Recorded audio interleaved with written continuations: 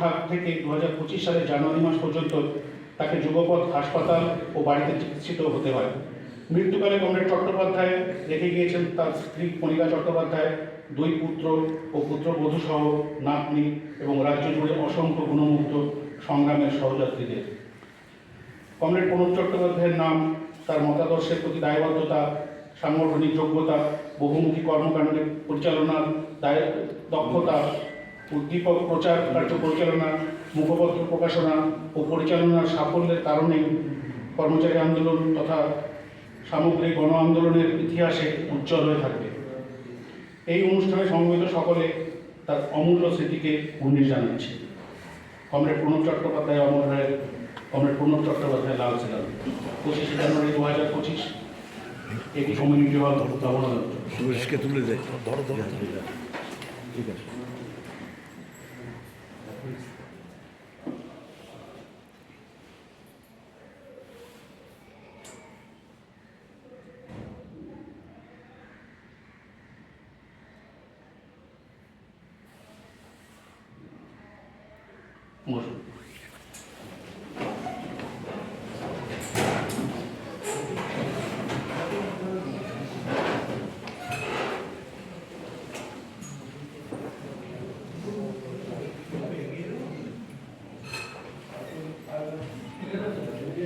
উপস্থিত কমরেড,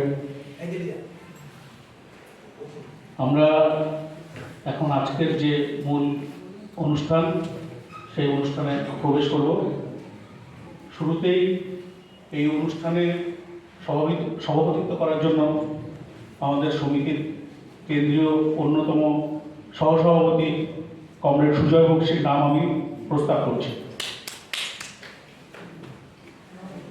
আমি এই প্রস্তাব সমর্থন করছি এবং কমরেড সুজয় বক্সিকে আজকের সভার সভাপতির আসন গ্রহণ করার জন্য অনুরোধ করছি।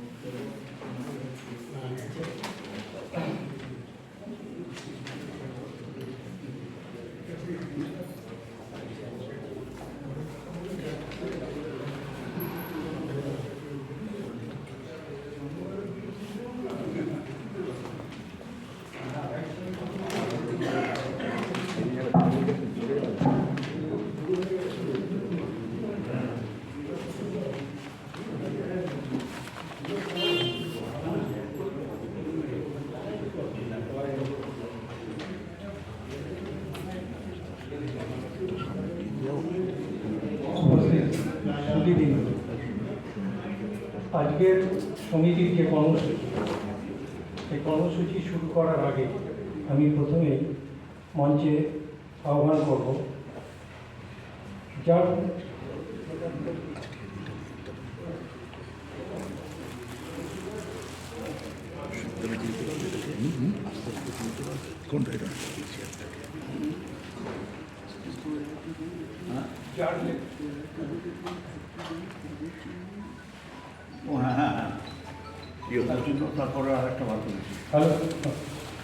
যার লেখা যে পুস্তক আমরা উদ্বোধন করতে চলেছি, সেই পুস্তকের লেখক কমরেড সুভাষিস গুপ্ত। আমি কমরেড সুভাষিস গুপ্তকে মঞ্চে আহ্বান করি। এদিক দিয়ে নিয়ে এসো, এদিক দিয়ে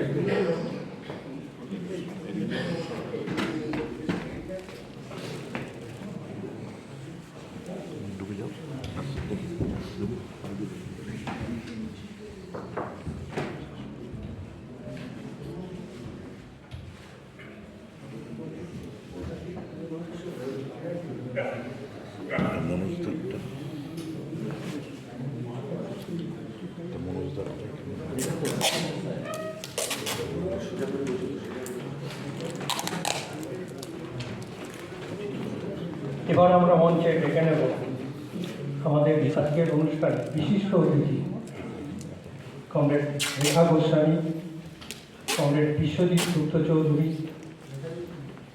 অনন্ত বন্দ্যোপাধ্যায়, মানস দাস সহ আমাদের সমিতির প্রাক্তন যারা সাধারণ সম্পাদক আছেন এখানে উপস্থিত, কমরেড বিমল ঘোষ দস্তিদার, কমরেড মুরারি মোহন মিত্র, কমরেড মনোজ চক্রবর্তী, বিমলকে তুলতে হবে। অমর সরকার, কমরেড মানবেন্দ্র পাল, ঠিক আছে, ঠিক আছে। কমরেড সুমনকান্তি নাগ এবং বর্তমান সাধারণ সম্পাদক কমরেড মণিশঙ্কর মণ্ডল।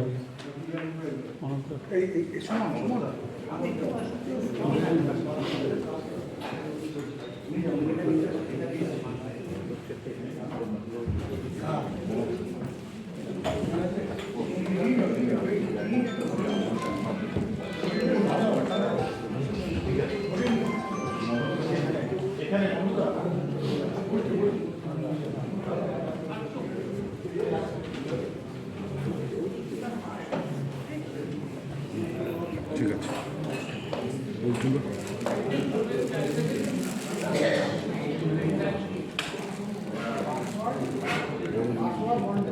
এবার উদ্বোধনী সঙ্গীত পরিবেশন করবে অরুন্ধতী ঘোষ।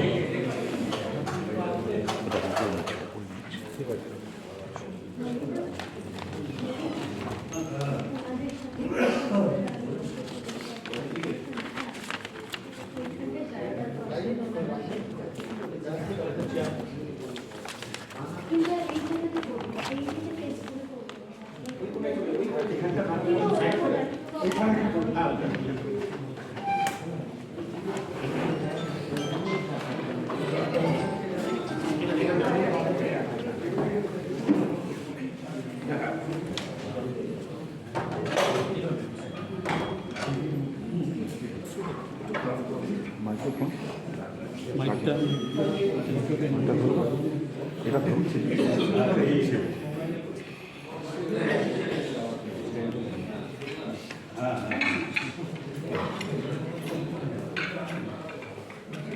ঠিক আছে।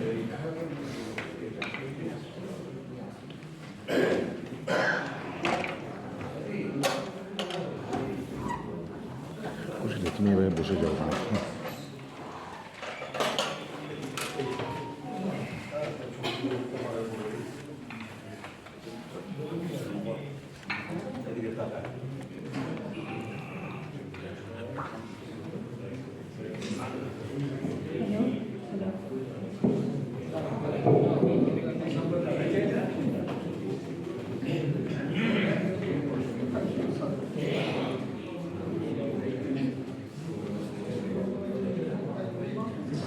নমস্কার, সবাইকে আমি অভিনন্দন জানাচ্ছি।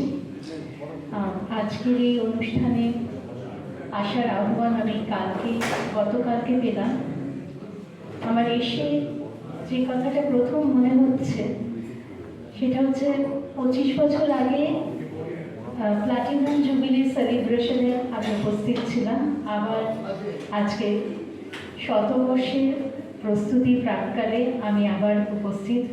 হয়তো যদি কোনো রকম সেলিব্রেশন হয় আমি সেখানে উপস্থিত থাকবো। আমার 25 বছর আগে মনে আছে আমি সেখানে এরকমভাবে দাঁড়িয়ে সবার সামনে গান গেয়েছিলাম। তখন এই সামনে বসে থাকা বিশিষ্ট মানুষরা নেতৃত্বের জায়গায় ছিলেন। তখন খুব ভালো লাগতো আমার, মানে ওনাদের সেই উচ্ছ্বাস, ওনাদের, আমি ট্রেড ইউনিয়ন বা রাজনীতি বুঝি না, কিন্তু ওনাদের সেই স্পিরিটটা আমাকে খুব মুগ্ধ করত। পরবর্তীকালে এখন যে নেতৃত্বরা রয়েছেন, কালের নিয়মে তো পথ ছেড়ে দাঁড়াতেই হয়, কিন্তু সঙ্গে সঙ্গে তো পরিস্থিতিটাও ভীষণ বদলে গেছে। এখন আর সেই আনন্দ, সেই উচ্ছ্বাস, সেই জায়গাটা তো অনেকটাই হারিয়ে গেছে। আর এখন এই নেতৃত্ব এবং সামনে আগামী দিনে যে নেতৃত্ব আসবেন তাদের কাছে আমার অনেক আশা। আমি যতদিন পারবো তো নিশ্চয়ই আসবো। আর আজকে এত শুভ দিনে যেখানে শুভাশিস তার বই উদ্বোধন হতে চলেছে, এরকম একটা সুন্দর দিনে উপস্থিত থাকতে পেরে তো আমার আরও নিজেকে খুব ভালো লাগছে। তো আমি সেই রকমই একটা পরিবেশ পরিস্থিতি বুঝে আমি দুটো গান আমি করছি রবীন্দ্রনাথ ঠাকুরের।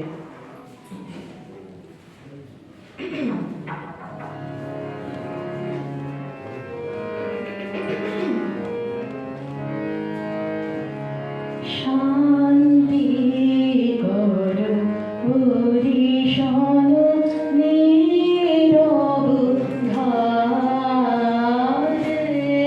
নাথ চিত্ত মাঝে সুখে দুঃখে সব কাজে, নির্জনে জন সমাজে শান্তি কর হরিশন।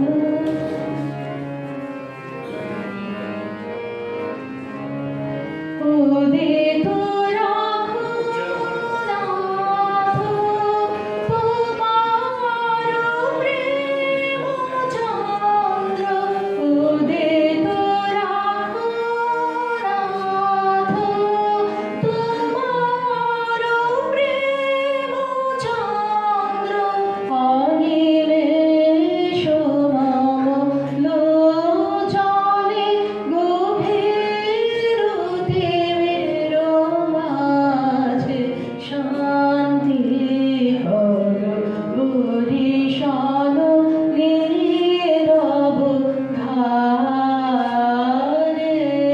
নাথ চিত্ত মাঝে সুখে দুঃখে সব কাজে, নির্জনে জন সমাজে শান্তি কর।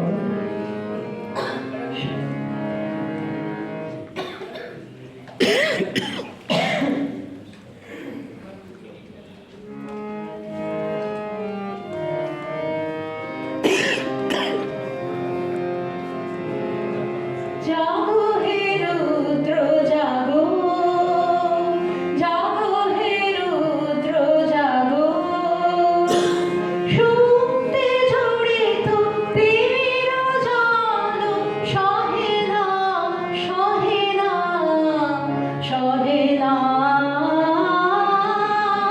গো। জাগো হে রুদ্র জাগো, জাগো হে রুদ্র জাগো,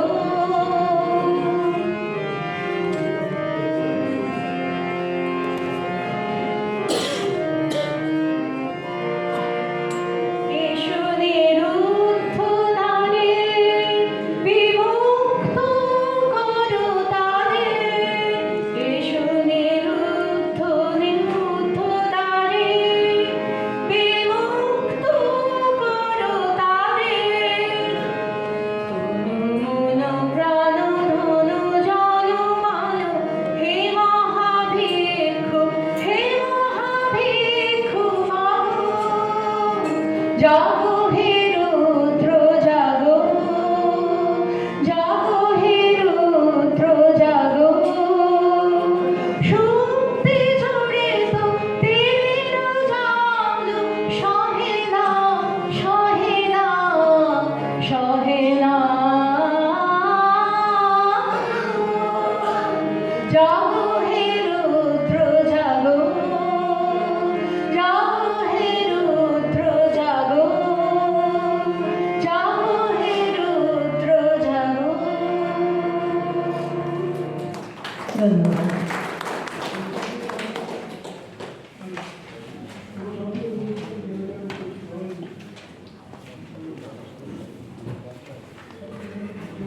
রাজীব দা, রাজীব দা, এখানে এখানে দাও।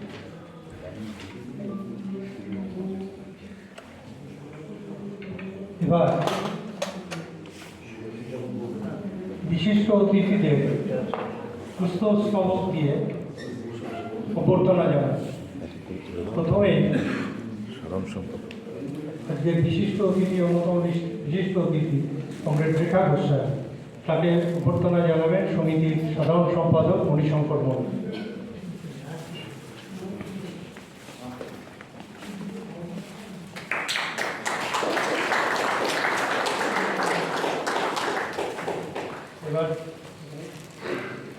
এবার রাজ্য কোঅর্ডিনেশন কমিটির সাধারণ সম্পাদক বিশ্বজিৎ গুপ্ত চৌধুরী, তাকে অভ্যর্থনা জানাবেন সমিতির সাধারণ সম্পাদক মণিশঙ্কর মণ্ডল।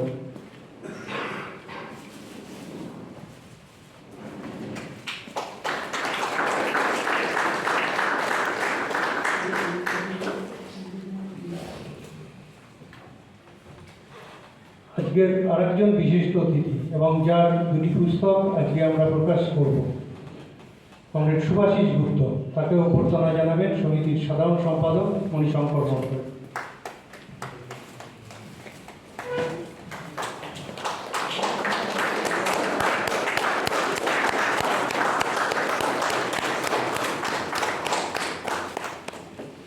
এটা মনে করো।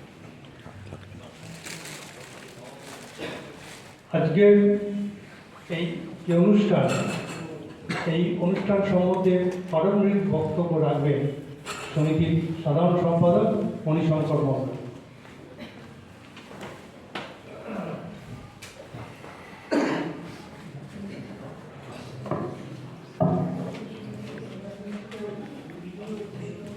সাথীর সভাপতি, মঞ্চে উপবিষ্ট বিশিষ্ট অতিথিবর্গ, কমরেড রেখা গোস্বামী, মহিলা আন্দোলনের নেত্রী, গণ আন্দোলনের নেত্রী, উপস্থিত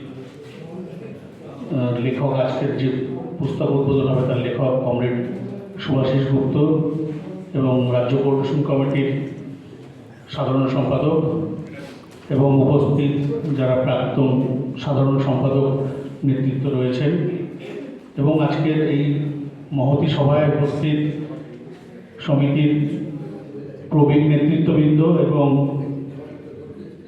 কর্মী নেতৃত্ব যারা রয়েছেন, প্রত্যেককে আমার সমিতির কেন্দ্রীয় কমিটির পক্ষ থেকে এবং আমার ব্যক্তিগত পক্ষ থেকে সাদর আহ্বান জানাচ্ছি এবং অভিনন্দন জানাচ্ছি।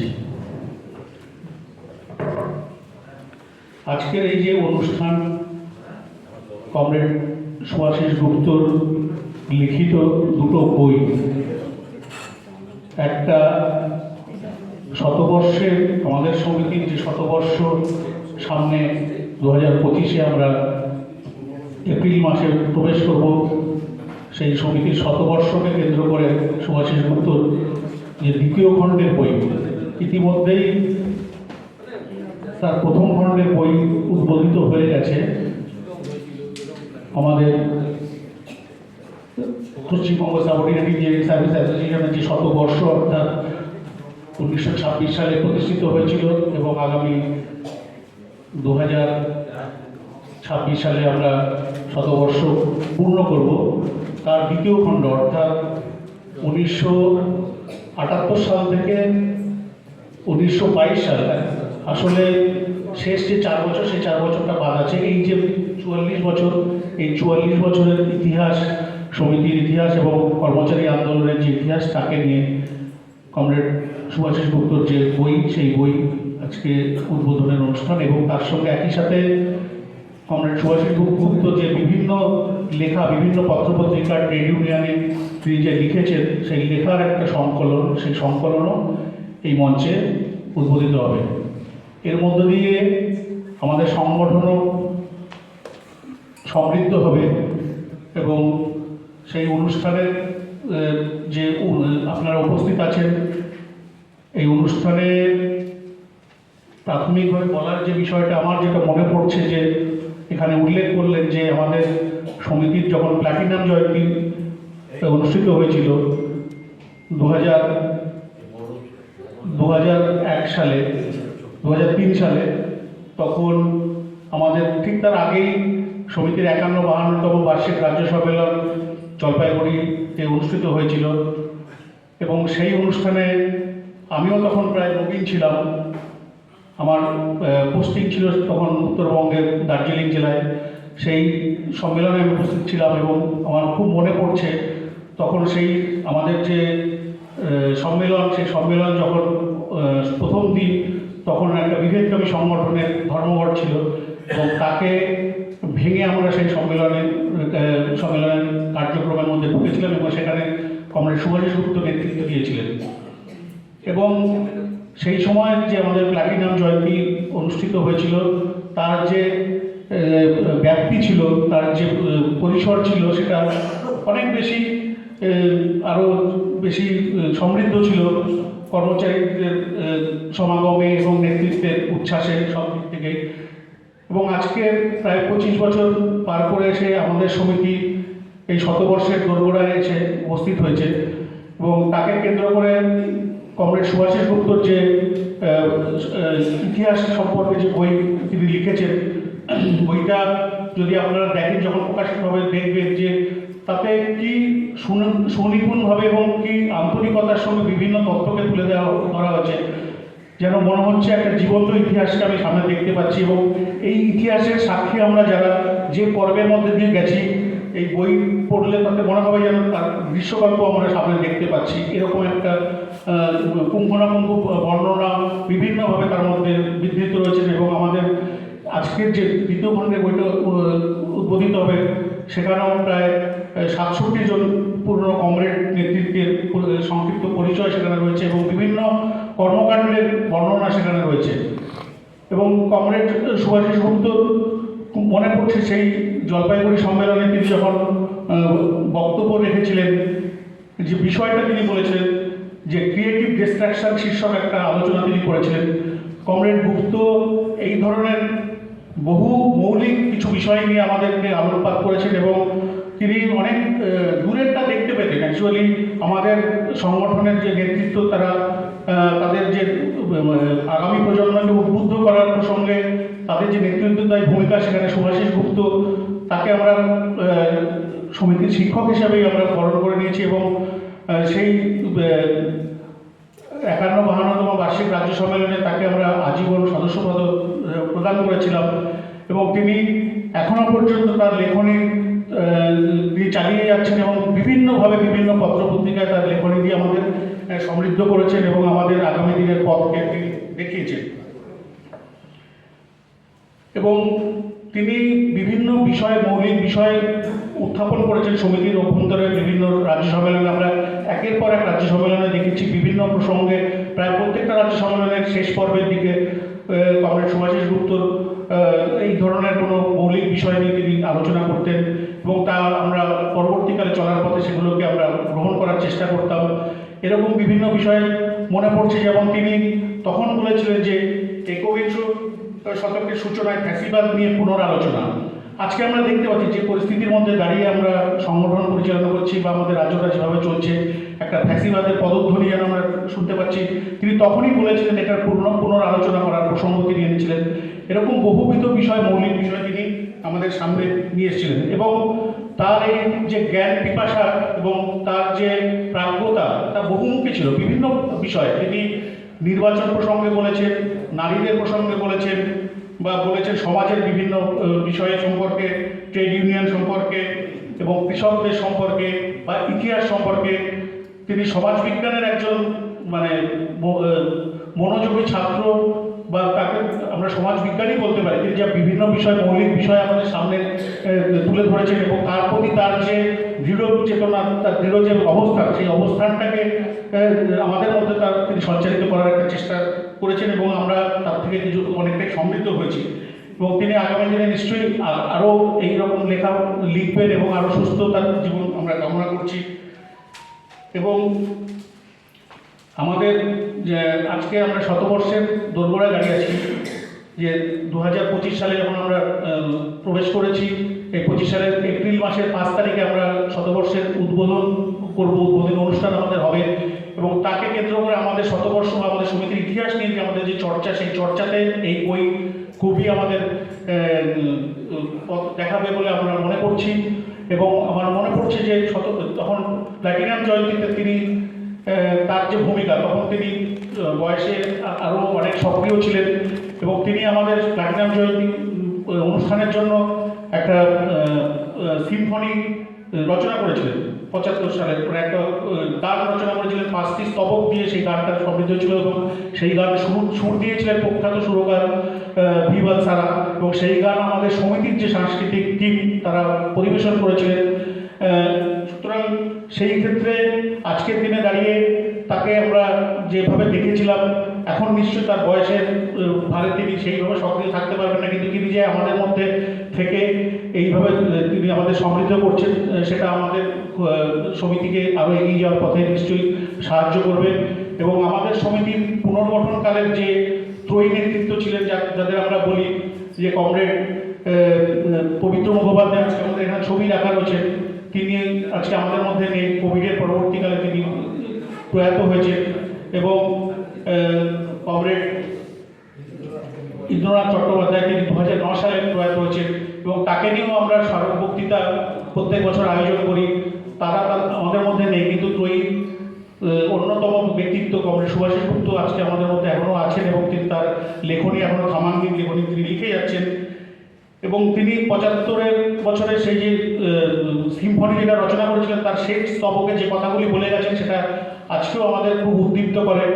তিনি লিখেছিলেন শেষ স্তবকে যে 75 শপথ মোদের ভাঙ্গ মুরবেদি, গর্ব মোরা নতুন সমাজ অন্ধকার ছেড়ে, সমিতির এই পতাকাটাকে চাপিয়ে পেশল কাঁধে টপকে যাব শতবর্ষের তুঙ্গ পাহাড়টাকে। আজকে সেই পাহাড় টপকে যাওয়ার জায়গায় আমরা পৌঁছেছি। হয়তো আমরা আয়োজন ততটা সমৃদ্ধ সেইভাবে করতে পারবো না, কারণ আজকের যে পারিপার্শ্বিক অবস্থা, রাজনৈতিক যে অবস্থা, যে আক্রমণের মধ্যে আমরা রয়েছি, সেই আক্রমণে আপনারা সবাই জানেন যে আমাদের আজকের হয়তো সদস্য সংখ্যা কিছুটা কমেছে, আমাদের কর্মী সংখ্যা কিছুটা কমেছে, এবং 60-এর দশকের যে আক্রমণ, যখন আমাদের সমিতি পুনর্গঠিত হয়েছিল, আজকের দিনে দাঁড়িয়ে আমরাও একটা চরম আক্রমণের মধ্যে রয়েছি, এবং সেই আক্রমণ থেকে তার প্রতিকারের দিক আমরাও খোঁজার চেষ্টা করছি। সেখানে কমরেড সুভাষিস গুপ্ত এই বই নিশ্চয়ই আমাদের সহযোগিতা করবে এবং আমাদের সাহায্য করবে। এবং শেষ যে কথাটা বলবো, যে আজকের এই সময়টাতে কঠিন লড়াইয়ের মধ্যে আমাদের সমিতি যে দাঁড় করিয়ে দিয়েছে, সেখানে রাজ্য জুড়ে আমরা সমিতির বিভিন্ন স্তরে যে নেতৃত্ব বা কর্মী যারা আমরা আছি, সমিতির এই গৌরবোজ্জ্বল সময়কালে আমরা যে ভাবটাকে আমরা স্পষ্ট করতে পেরেছি, তার জন্য আমরা নিশ্চয়ই গর্ব অনুভব করছি। এবং আগামী 2-1 বছরের মধ্যে প্রশাসন থেকে হয়তো আমরাও, আমাদের এই প্রজন্মটাও অবসর গ্রহণ করবে, এবং পরবর্তী যে প্রজন্ম তাতে আমাদের এই সমিতির দায়িত্ব আমরা অর্পণ করব। এবং সেক্ষেত্রে কমরেড সুভাষিস গুপ্তর এই যে সমিতির ইতিহাসকে নিয়ে লেখা বই, সেটাও নিশ্চয়ই তাদেরকে সাহায্য সহযোগিতা করবে। এবং কমরেড সুভাষিস গুপ্ত শুধু আমাদের সমিতির ক্ষেত্রে নয়, রাজ্য পরিদর্শন কমিটির অন্তর্গত আরও বেশ কিছু সমিতির ইতিহাস তিনি লিখেছেন। WBMO সমিতি, তাদেরও 100 বর্ষ পূর্ণ হয়েছে, এবং তার যে প্রথম 50 বছরের ইতিহাস তিনি রচনা করে গেছেন। এবং আমাদের সমিতির ক্ষেত্রে 96 বছরের যে ইতিহাস তিনি রচনা করে গেছেন, তা নিয়ে নিশ্চয়ই আমরা আগামী দিনে চর্চা করব, এবং তার যে সংকলন, সেই সংকলনে আমরা নিশ্চয়ই আগামী দিনে চর্চা করব, তাকে নিয়ে আমরা সমৃদ্ধভাবে এগিয়ে যাব। এই কটি কথা বলে, এবং কমরেড সুভাষিস গুপ্তর আগামী জীবন সুস্থভাবে আরও দীর্ঘদিন তিনি আমাদের মাঝে থাকুন, আমাদের এইভাবে সমৃদ্ধ করুন, এই বলে সকলকে অভিনন্দন জানিয়ে আমার বক্তব্য শেষ করব।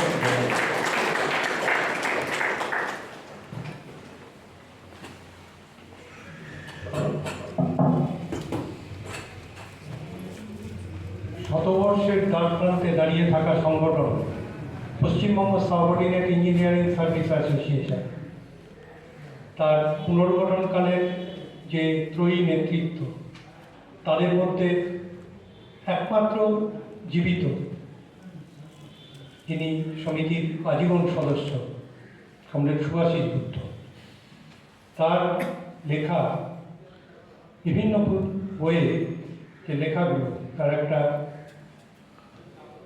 সংকলন করে যে নির্বাচিত রচনা সংগ্রহ, সেটা আজকে আমরা আনুষ্ঠানিকভাবে উদ্বোধন করব, প্রকাশ করব। এই পুস্তকটি প্রকাশ করবেন আমাদের সমিতির পুনর্গঠনকালের অন্যতম নেতৃত্ব কমরেড পঙ্কজ বন্দ্যোপাধ্যায়ের সহধর্মিণী এবং রাজ্যের মহিলা তথা গণতান্ত্রিক আন্দোলনের নেত্রী কমরেড রেখা গোস্বামী।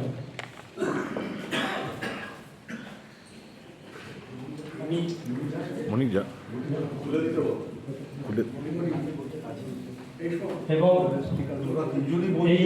এবং এই পুস্তকটি আমরা তুলে দেবো।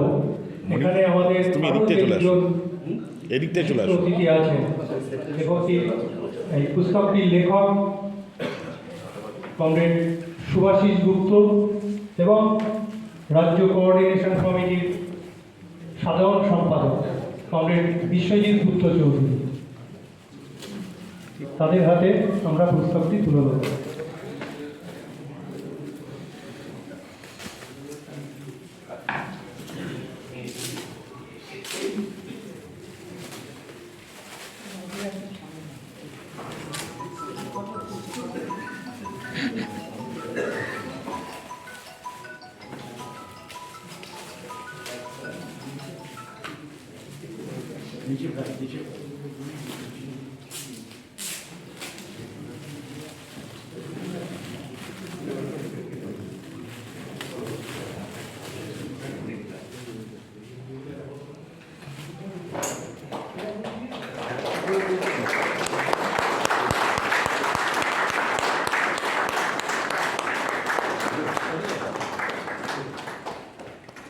আরেকটা বই কোথায়?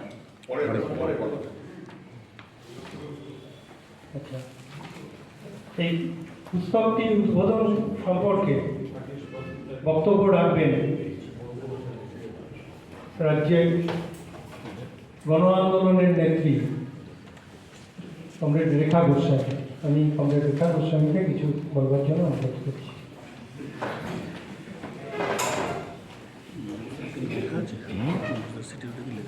না এখানে অনুপস্থিত এখানে ছিল।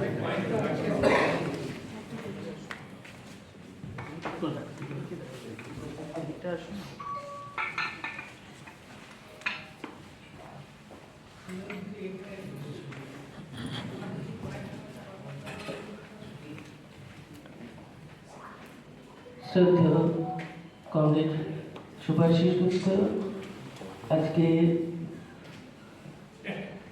সাবঅর্ডিনেট সার্ভিস অ্যাসোসিয়েশনের আমাদের সামনের সারির যোদ্ধারা এখানে উপস্থিত আছে এবং রাজ্য কোঅর্ডিনেশন কমিটির কর্মীবৃন্দ এবং নেতৃত্ব এখানে উপস্থিত আছে। আজকের দিনটা আমাদের আপনাদের সবার কাছে একদিকে বেদনার দিন, যে আরেক যোদ্ধাকে আমরা হারালাম, কমরেড প্রণব চট্টোপাধ্যায়।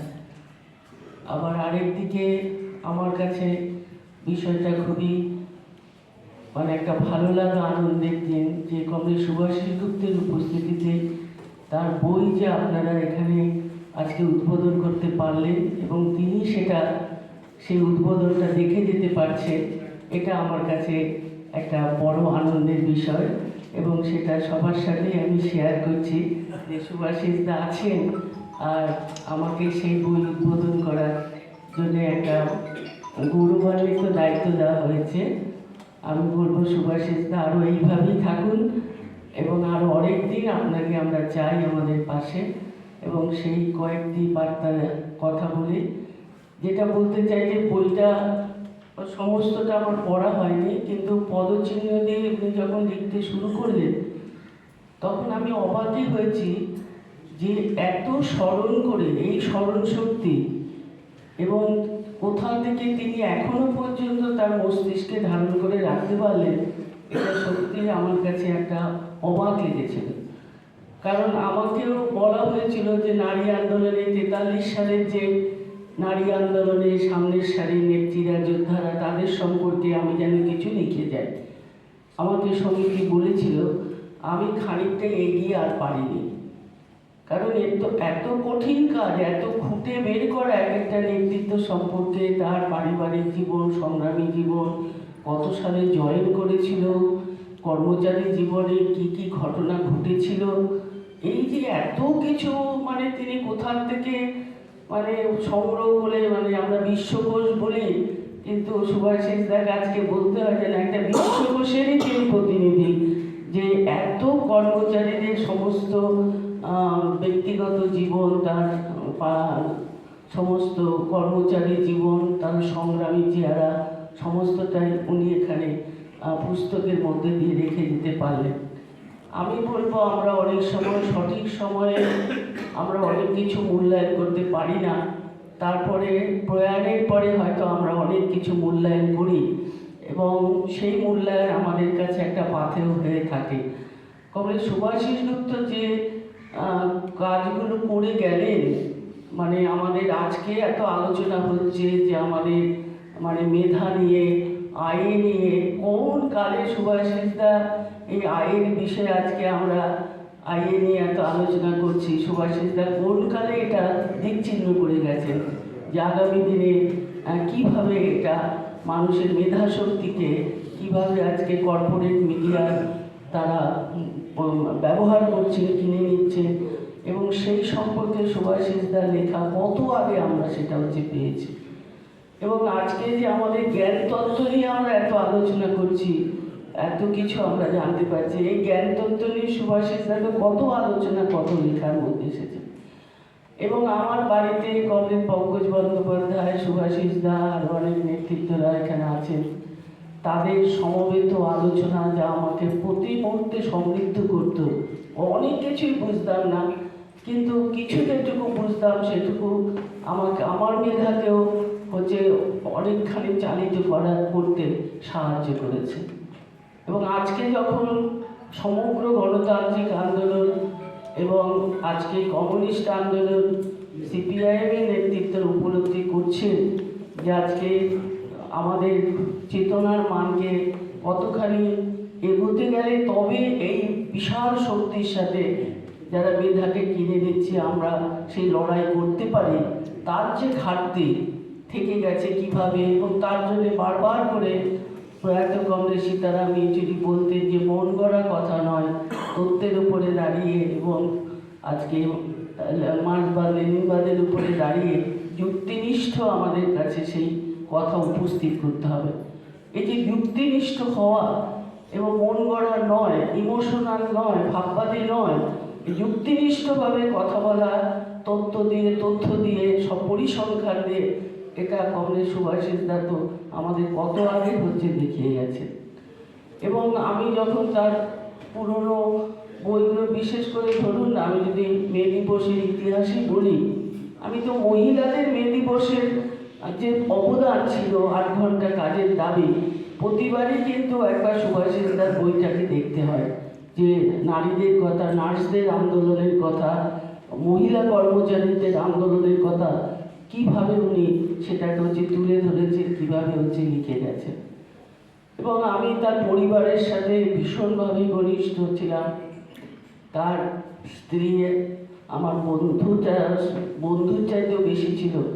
কোভিডে যখন তাকে বাঁচানো গেল না, সেই সুভাষিসদার কাছে যখন গেলাম, তখন দেখেছি একটা নিঃসঙ্গ মানুষ, তার ওরকম একজন জীবন সাথী, সেই সাথী চলে গেল। সুভাষিসদাকে তখন দেখছি যেন কত একা একটা মানুষ ওখানে তিনি বসে আছে, হাতে তার কলম ছাড়া আর কোনো যেন অবলম্বন নেই।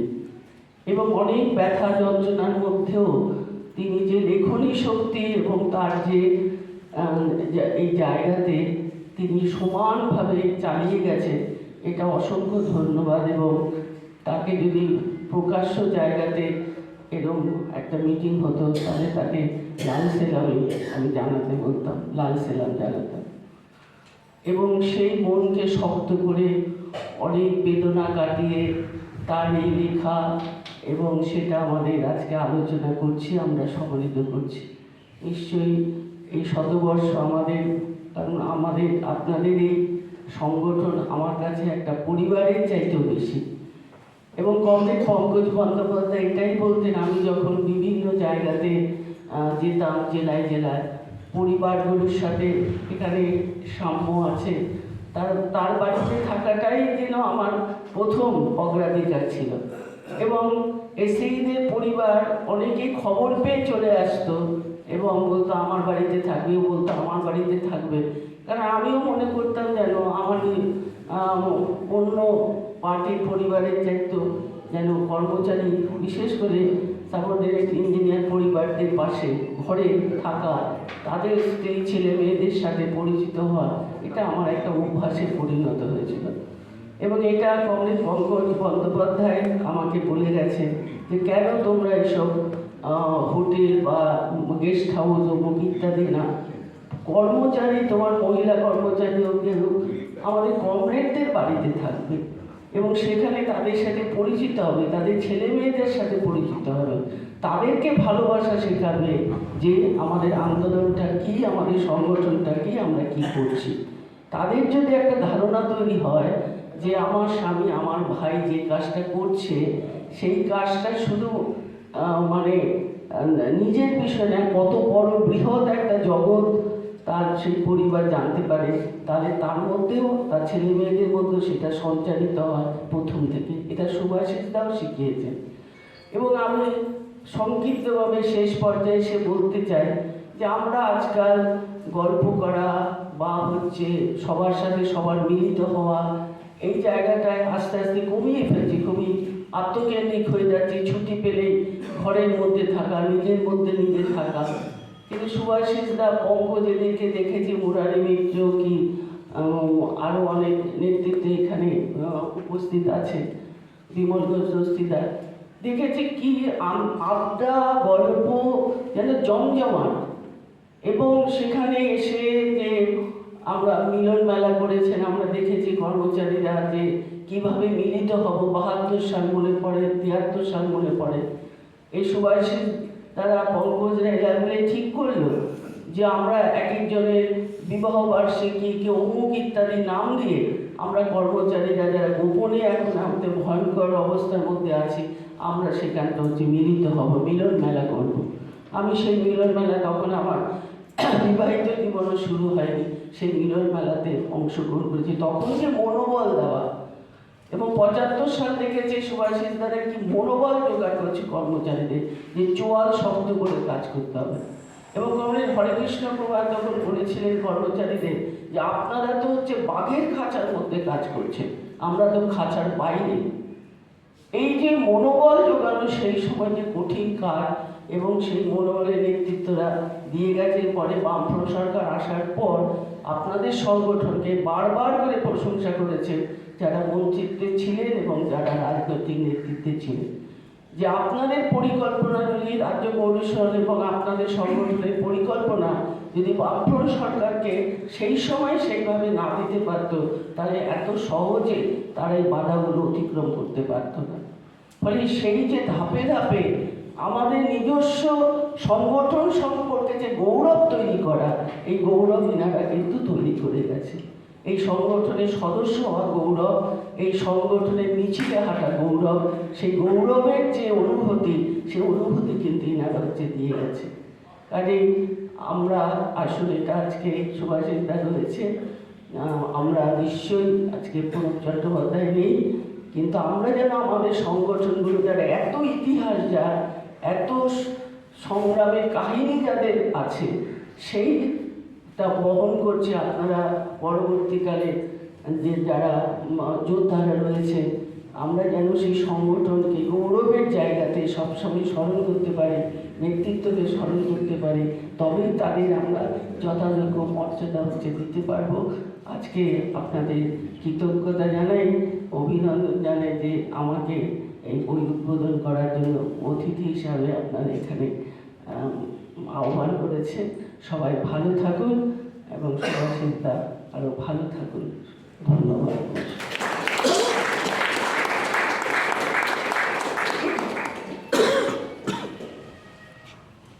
ধন্যবাদ কমরেড রেখা গোস্বামীকে।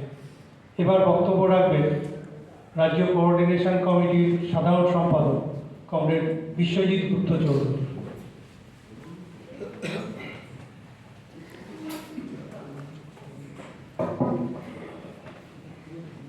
সাথী সভাপতি, মঞ্চে উপস্থিত পশ্চিমবঙ্গ সাবঅর্ডিনেট ইঞ্জিনিয়ারিং সার্ভিস অ্যাসোসিয়েশনের নেতৃত্ব বলেই তাদের আমি ছোট করব না। শুধুমাত্র সমিতির নেতৃত্ব নয়, সারা রাজ্যের কর্মচারী আন্দোলনের, বাম গণতান্ত্রিক আন্দোলনের এগিয়ে নিয়ে যাওয়ার ক্ষেত্রে অন্যতম গুরুত্বপূর্ণ ভূমিকা কর্মজীবনের পরেও যে ভূমিকা প্রতিপালন করে চলেছেন সহ আজকের এই যে কর্মসূচি শতবর্ষের প্রাক্কালে তার প্রস্তুতিমূলক হিসাবে যে পুস্তক প্রকাশনা এবং যার পুস্তক এখানে সাধারণ সম্পাদক পূর্বেই উল্লেখ করেছেন যে সমিতির যে গঠন প্রক্রিয়া 1926 সালে যখন Bengal service engineering service association যখন শুরু হয়, তার পরবর্তীকালেও যখন দ্বিতীয় পর্যায়ে বিগত শতাব্দীর 60-এর দশকে যে গঠন প্রক্রিয়া, সেই গঠন প্রক্রিয়ার অন্যতম নেতৃত্বদায়ী নেতৃত্ব আমাদের শুধুমাত্র অভিভাবক বললেই ভুল হবে। আজকের যে লড়াই আন্দোলনের মধ্যে আমরা যুক্ত আছি, তার যে পথ দেখিয়ে গেছেন সুভাষিস দাস সহ এখানে নেতৃত্ববৃন্দ এবং আমাদের সামনে যারা বসে আছেন, দীর্ঘ অভিজ্ঞতা নিয়েই তারা এখানে উপস্থিত হয়েছেন। নিশ্চয়ই আপনারা অধিক আগ্রহে অপেক্ষা করছেন সুভাষিস দা তার মূল্যবান বক্তব্য রাখবেন, ফলে আমি দীর্ঘ বক্তৃতার বা বক্তব্যের মধ্যে যাব না। একটি সমিতি তার শতবর্ষে পদার্পণ করছে। আজকে পশ্চিমবঙ্গের কর্মচারী আন্দোলনের মধ্যে ইতিমধ্যেই কয়েকটি সমিতি শতবর্ষ উদযাপন সম্পন্ন করেছে, কয়েকটি সমিতি শতবর্ষের মধ্যে অবস্থান করছে। পশ্চিমবঙ্গ সেক্রেটারিয়েট এমপ্লয়িজ অ্যাসোসিয়েশন বলুন, হাইকোর্ট কর্মচারী সমিতি বলুন, এই যে শতবর্ষ ধরে 100 বছর ধরে একটি সমিতিকে এগিয়ে নিয়ে চলা, পথ চলা, তার যদি সুনির্দিষ্ট লক্ষ্য এবং উদ্দেশ্য না থাকত, তাহলে কখনোই এই পথে নানা প্রতিকূলতার সম্মুখীন হয়েছেন সুভাষিস দ্বারা। তাদের যে সংগঠন লড়াই আন্দোলন করতে গিয়ে যে প্রতিকূলতার সম্মুখীন হয়েছে, আমরা প্রত্যক্ষ অভিজ্ঞতার মধ্যে না থাকলেও তাদের, বিশেষ করে সুভাষিস দার লেখা কিছু বই যেভাবে কর্মচারী আন্দোলনকে এগিয়ে নিয়ে যাওয়ার ক্ষেত্রে তিনি আমাদের সমৃদ্ধ করেছেন, যথার্থভাবেই এখানে গণ আন্দোলনের নেত্রী রেখাদি বলছিলেন, কমরেড রেখা গোস্বামী, যে আজকে এমন একটা সন্ধিক্ষণে দাঁড়িয়ে আমরা এই শতবর্ষের পদার্পণের কর্মসূচির মধ্যে যুক্ত হয়েছি, যখন সমিতির অন্যতম নেতৃত্ব কমরেড প্রণব চট্টোপাধ্যায়কে আমরা হারালাম। ফলে কিছুটা বেদনা তো চিত্তেই আমাদের এই কর্মসূচির মধ্যে যুক্ত হতে হচ্ছে। এখন এটা ঠিক যে একটি সমিতি শতবর্ষ পদার্পণ করা, সামগ্রিকভাবে সেটাই একটা ঐতিহাসিক দীর্ঘ পথ চলা লড়াই আন্দোলন। সমিতির গঠন প্রক্রিয়া আপনারা প্রত্যেকে অভিজ্ঞ নেতৃত্ব জানেন যে বিগত শতাব্দীর 1917 সাল সোভিয়েত সমাজতান্ত্রিক রাষ্ট্র গঠন, 1920 সাল, 1921 সাল আইএলও গঠন, সংগঠনগুলোকে সংগঠন পরিচালনার যে স্বীকৃতি প্রদান, এই সমস্ত যখন ইতিবাচক ঘটনাবলী হতে চলেছে, আবার একইভাবে ব্রিটিশদের অধীন কর্মচারীরা যারা নেটিভ কর্মচারী ছিলেন, জেলার অভ্যন্তরে সেরেস্তারা ইনডোর এমপ্লয়ি হিসাবে, আর নেটিভ কর্মচারী আউটডোর এমপ্লয়ি হিসাবে যে ওভারসিয়ার, এবং তাদের যে মানে আউটডোর এমপ্লয়ির সর্বোচ্চ পদ ওভারসিয়ার থাকা সত্ত্বেও যে অর্থনৈতিক বঞ্চনার শিকার হয়েছিলেন, সেই অর্থনৈতিক বঞ্চনাকে ধারণ করে নিয়ে মেকার্থি কমিটি গঠন হয়েছিল, কিন্তু সেখানে দাঁড়িয়েও বৈষম্য বিরাজ করেছিল। ফলে কর্মচারীদের ঐক্যবদ্ধ হওয়ার ক্ষেত্রে প্রথম থেকেই যে পূর্ণ সচেতনতা নিয়েই কর্মচারীরা সংগঠিত হয়েছিলেন তা নয়, সংঘবদ্ধ করা হয়েছিল তা নয়, কিন্তু অর্থনৈতিক দাবি দেওয়া বা সংগঠিত হওয়া, তার মধ্য দিয়ে আন্দোলন সংগঠন করে তোলা, সেই সময় দাঁড়িয়ে যেমন সবটা সচেতনতা ছিল না, কিন্তু এই প্রতিবাদের স্তর থেকে প্রতিরোধের স্তরে উত্তরণের মধ্যে দিয়ে সচেতনতা অনেকটাই জাগ্রত হতে থাকে এবং কর্মচারীরা উপলব্ধি করতে থাকেন যে ঐক্যবদ্ধ হওয়া প্রয়োজন, ঐক্যবদ্ধ আন্দোলন করা প্রয়োজন এবং যে দীর্ঘ আন্দোলনের ইতিহাস সামগ্রিকভাবে রাজ্যের কর্মচারী আন্দোলনের ক্ষেত্রেই শুধু নয়, সারা ভারতবর্ষের মধ্যবিত্ত কর্মচারী আন্দোলনের ক্ষেত্রেও যে গুরুত্বপূর্ণ ভূমিকা তৎকালীন সময়ে পশ্চিমবঙ্গের আমাদের যে প্রতিনিধি নেতৃত্ব যারা এখনো এই মঞ্চে অবস্থান করছেন, তাদের গুরুত্বপূর্ণ ভূমিকার মধ্য দিয়ে সারা ভারতবর্ষে এই মধ্যবিত্ত কর্মচারীদের সংগঠিত করার ক্ষেত্রে একটা গুরুত্বপূর্ণ পথপ্রদর্শকের ভূমিকা তারা প্রতিপালন করে আসছিলেন, করেছেন। ফলে এগিয়ে যাওয়ার ক্ষেত্রে তাদের যে মূল শক্তিটা ছিল সেটা ছিল কর্মচারী সমাজ। কর্মচারী সমাজকে আবৃত করা, কর্মচারী সমাজকে আকৃষ্ট করা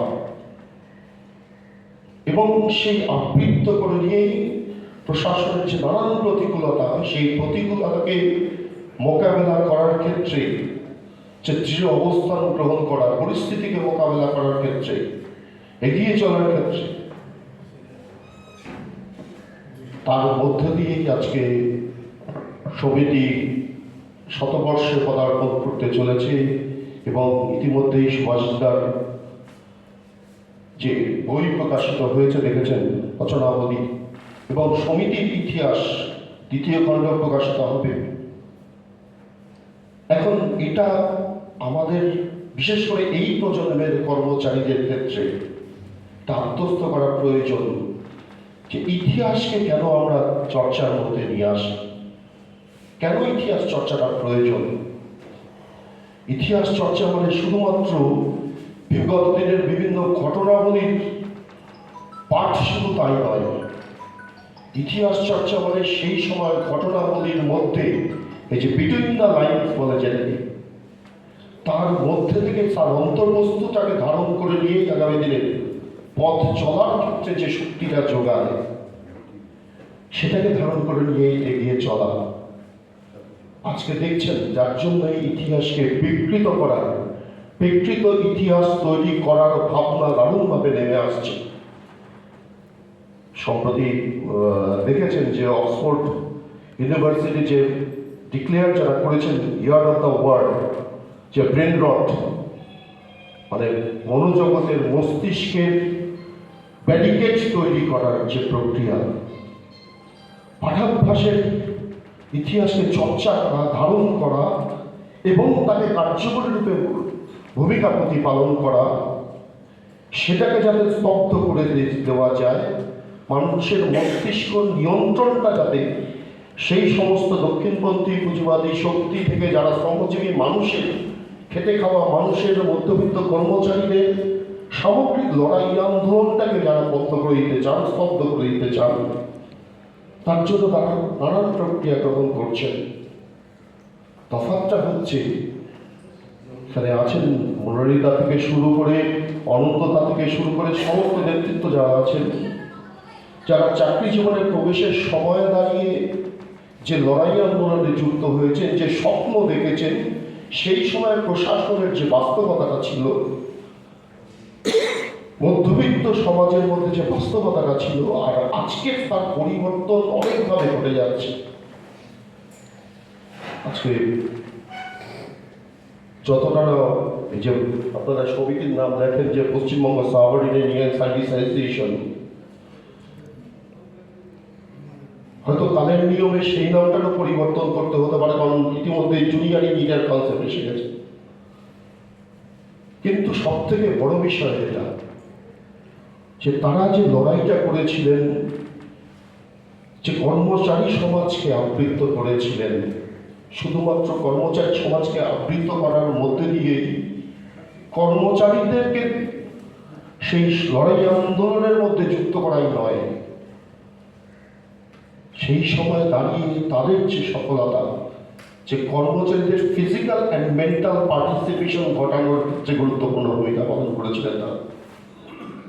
আর এই সময়ে দাঁড়িয়ে আমরা যতটা না ফিজিক্যাল পার্টিসিপেশন ঘটাতে পারছি, সেই অনুপাতে মেন্টাল পার্টিসিপেশন যতটা প্রয়োজন সেই জায়গায় ঘটানো সম্ভব হচ্ছে না। কর্মচারীর সাথে একটা জনবিচ্ছিন্নতা কাজ করছে, করিয়ে দেওয়া হচ্ছে, খুব কৌশলে সেটাকে করিয়ে দেওয়া হচ্ছে। আমরা সচেতনভাবে তাকে উপলব্ধি করতে পারছি কিনা। আজকে ইতিহাস চর্চার মধ্যে দিয়ে এই সমিতির আন্দোলনের ইতিহাস বলুন বা কর্মচারী আন্দোলনের ইতিহাস বলুন, তাকে চর্চার মধ্যে দিয়ে ধারণ করার মধ্যে দিয়ে সেটাকে অনেকটা কাটানো সম্ভব। কিন্তু আমাদের পাঠাভ্যাস প্রতিনিয়ত কমছে। এখন যতটা আমরা মোবাইলে স্ক্রোল করতে স্বচ্ছন্দ বোধ করি, ঠিক ততটাই ধৈর্যচ্যুতি ঘটে পাঠের জায়গায় দাঁড়িয়ে। এটাও একটা প্রতিবন্ধকতা। ফলে আজকের কর্মচারী আন্দোলনকে যদি সংগঠিত করতে হয়, শুধুমাত্র শাসকের যে আক্রমণ, সেই আক্রমণের বিরুদ্ধে লড়াই করতে গেলে আমার অন্যতম অস্ত্র হচ্ছে আমার মস্তিষ্ক, আমার মনোযোগ, যার মতো দিয়ে মতাদর্শগত সংগ্রাম গঠন করা যায়, সেই জায়গাটাকে এগিয়ে নিয়ে যাওয়া। নিশ্চয়ই কর্মচারী ট্রেড ইউনিয়ন আন্দোলন, ট্রেডের দাবি, অর্থনৈতিক দাবি দেওয়া নিয়ে অবশ্যই লড়াই সংগঠিত করা প্রয়োজন। কিন্তু সেক্ষেত্রে দাঁড়িয়েও নানান প্রতিবন্ধকতার সম্মুখীন হতে হচ্ছে। আজকে যখন কর্মচারীদের অর্থনৈতিক দাবিকে রাজ্য সরকার, শাসক দল তারা রাজনৈতিক দৃষ্টিভঙ্গি থেকে দেখছেন, তখন আমাদের যে দায়িত্ব হওয়া উচিত যে রাজনৈতিক দৃষ্টিভঙ্গিতেই তাকে মোকাবিলা করে অর্থনৈতিক দাবি দেওয়া অর্জন করা। সেই রাজনৈতিক দৃষ্টিভঙ্গি, রাজনৈতিক সচেতনতা জাগ্রত করার ক্ষেত্রে আমাদের দুর্বলতা থেকে যাচ্ছে। এটাকে কাটানোর ক্ষেত্রে এই যে সমিতির ইতিহাস বা সুভাষদার যে রচনাবলী নিশ্চয়ই আগামী দিনে আমাদের সহায়ক ভূমিকা প্রতিপালন করবে। সর্বোপরি এই যে মধ্যবিত্ত কর্মচারী আন্দোলন পশ্চিমবঙ্গে গণতন্ত্র প্রতিষ্ঠার ক্ষেত্রে অন্যতম গুরুত্বপূর্ণ ভূমিকা পালন করেছিল। নিশ্চয়ই তারা প্রথম সারিতে দাঁড়িয়ে লড়াই আন্দোলন করেননি, কিন্তু মতামত গঠনের ক্ষেত্রে যে গুরুত্বপূর্ণ ভূমিকা পালন করেছিলেন। আজকের এই প্রেক্ষাপটে যখন সাংস্কৃতিক আক্রমণ সমানভাবে চলছে, মানুষের মনোজগৎকে নিয়ন্ত্রণ করার মধ্যে দিয়ে সাংস্কৃতিক অপক্ষয় ঘটছে, পরিবারের মধ্যে জনবিচ্ছিন্নতা তৈরি হচ্ছে, ফলে সেখানেও আজকে আমাদের এই টাস্ক বর্তায়। সেক্ষেত্রে দাঁড়িয়ে আপনারা অভিভাবক হিসাবে যারা এখানে উপস্থিত আছেন, আমার যে লড়াই আন্দোলনের ভাবনা, এই পরিস্থিতিকে পরিবর্তন করার যে ভাবনা, যে ইতিবাচক ভাবনা নিয়ে চলছে, পরিবারের সদস্যদের মধ্যেও কি সেটা সমানভাবে নিয়ে যেতে পারছি? পরবর্তী প্রজন্ম আমার ভাবনায় ভাবিত হচ্ছে কিনা, এইটার একটা দারুণ গ্যাপ ঘটছে। বিভিন্ন ঘটনাবলী আমি উল্লেখ করতে চাই না, ঘটনাবলীর মধ্যে দিয়ে বারে বারে সেটা প্রমাণিত হচ্ছে যে নেতৃত্ব সারা জীবন কর্মচারী আন্দোলনের নেতৃত্বদায়ী ভূমিকা প্রতিপালন করেছেন, তার পরবর্তী প্রজন্ম যখন প্রশাসনের অভ্যন্তরে ঢুকছেন, তিনি কি কর্মচারী আন্দোলনে সেই নেতৃত্বদায়ী ভূমিকা প্রতিপালন করতে পারছেন? তার পূর্বসূরি, তার বাবা থেকে শুরু করে তার বাবার যে পরিবেশ পরিমণ্ডলে গঠিত বড় হয়েছেন, যে পরিমণ্ডলে তিনি বড় হয়ে উঠেছেন, যে নৈতিক আদর্শবোধ, যে স্বচ্ছতা, যে সততা, সেটাকে ধারণ করে নিয়ে এগোতে পারছেন, সব ক্ষেত্রে পারছেন না। ফলে সামগ্রিকভাবে সমাজের মধ্যে একটা অবক্ষয় ঘটছে। সেটা কাটানোর ক্ষেত্রেও আমাদের মতো করে আমরা যতটা সম্ভব যদি করতে পারি, নিশ্চয়ই করা প্রয়োজন। তবেই সমিতির শতবর্ষকে অতিক্রম করে আগামী দিনের বৃহত্তর পথ চলার পথকে প্রশস্ত করা সম্ভব। নিশ্চয়ই সেই কাজে আমরা প্রত্যেকে ব্রতী হব। এইটুকু বলেই সকলকে পুনরায় রাজ্য কোঅর্ডিনেশন কমিটি, কেন্দ্রীয় কমিটির পক্ষ থেকে আপনাদের অভিনন্দন জানিয়ে আমি বক্তব্য শেষ করছি।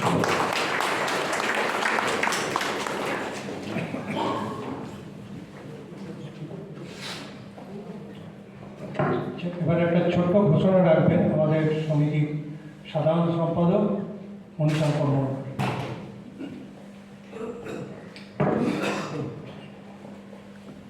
আমরা আজকের অনুষ্ঠানে যে অতিথি ছিলেন তারা বক্তব্য রাখলেন। আমরা এই অনুষ্ঠানে আরও দুজন অতিথিকে আমন্ত্রণ জানিয়েছিলাম এবং তারাও সাদরে সেই আমন্ত্রণ গ্রহণ করেছিলেন। তাদের মধ্যে অন্যতম হলেন একজন কমরেড অসীম দাশগুপ্ত, আমাদের রাজ্যের প্রাক্তন অর্থমন্ত্রী, বামফ্রন্ট আমলের প্রাক্তন অর্থমন্ত্রী। তার সঙ্গে আমাদের সমিতির একটা নিবিড় যোগাযোগ ছিল। তাকে আমরা আমন্ত্রণ জানিয়েছিলাম, তিনি আমন্ত্রণ গ্রহণও করেছিলেন এবং আসার ইচ্ছা প্রকাশ করেছিলেন, কিন্তু তিনি বয়সজনিত কারণে এবং সাম্প্রতিককালে তিনি স্নায়ু রোগেও কিছুটা আক্রান্ত হয়েছেন, ফলত তিনি আসতে পারেননি। তিনি আক্ষেপ জানিয়েছেন এবং আমাদের এই অনুষ্ঠানকে সাফল্যমণ্ডিত যাতে হতে পারে তার শুভেচ্ছাও তিনি জানিয়েছেন। এবং অপর একজন হলেন আমাদের কমরেড সোমনাথ ভট্টাচার্য, শ্রমিক আন্দোলনের নেতৃত্ব। তিনিও আসার জন্য আগ্রহ প্রকাশ করেছিলেন এবং আমন্ত্রণ গ্রহণ করেছিলেন, কিন্তু তিনি তার একটা অন্য কর্মসূচি পড়ে যাওয়াতে তিনি আসতে পারেননি। তিনিও তার শুভেচ্ছা জানিয়েছেন এই অনুষ্ঠান সাফল্যমণ্ডিত করার জন্য। এই কথাটা আপনাদের জানালাম। ধন্যবাদ।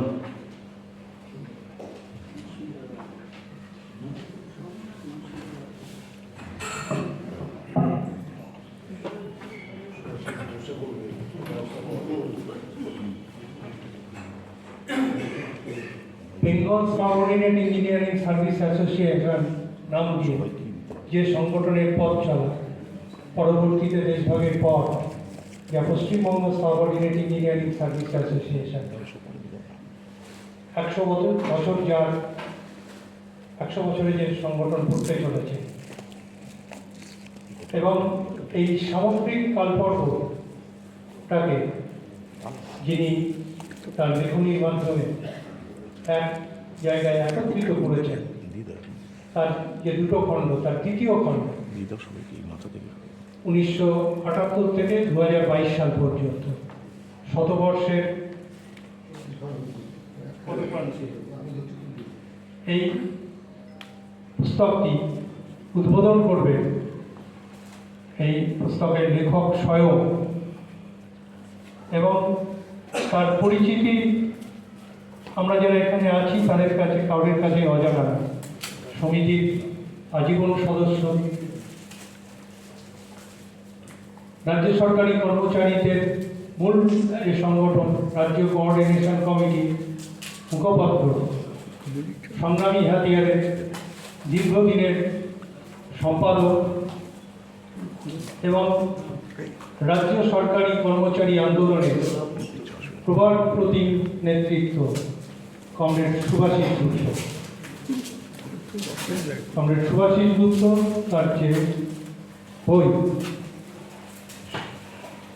তার যে দ্বিতীয় খণ্ড সমিতির ইতিহাস, তার যে দ্বিতীয় খণ্ড সেটা আনুষ্ঠানিকভাবে প্রকাশ করছে। বসে বসে বসে বসে সুভাষিসরা বসে বসে দাঁড়াতে হবে না।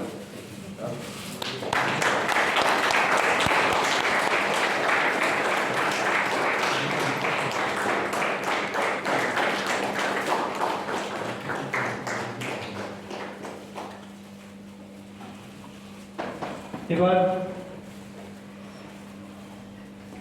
এই অনুষ্ঠান সম্পর্কে এবং পুস্তকটি সম্পর্কে বক্তব্য রাখবেন কমরেড সুভাষিস গুপ্ত।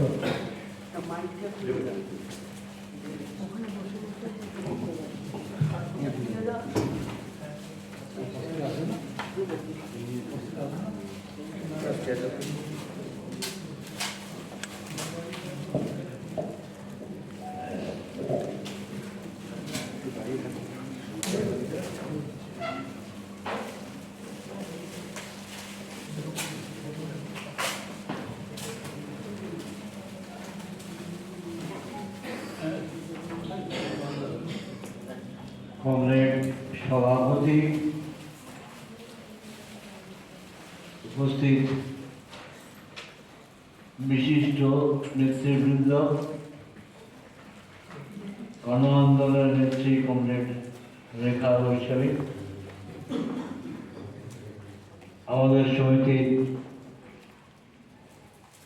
প্রাক্তন সাধারণ সম্পাদক বৃন্দ, এবং উপস্থিত এখানকার অন্যান্য সমিতির নেতৃত্ব।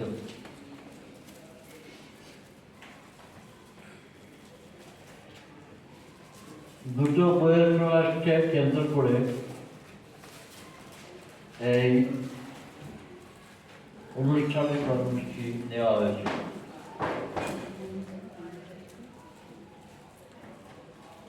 একটা হচ্ছে সমিতির ইতিহাসের দ্বিতীয় খণ্ড, প্রথম খণ্ড আগেই প্রকাশ হয়ে গিয়েছে। আরেকটা হচ্ছে খণ্ড সুভাষী গুপ্তের রচনাবলীর সংকলন, প্রথম খণ্ড। সেটা কয় খণ্ড হবে কেউ জানে না, যাই হোক প্রথম খণ্ড সেটা প্রকাশিত আজ হচ্ছে।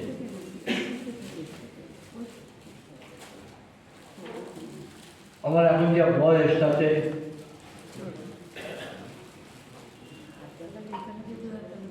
স্মৃতি প্রতি মুহূর্তে এই বিশ্বাসঘাতকতা করে।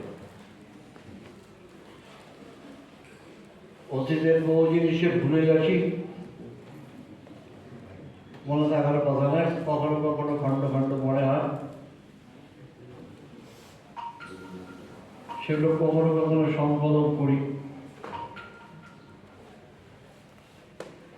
কিন্তু প্রামাণ্যভাবে সেগুলিকে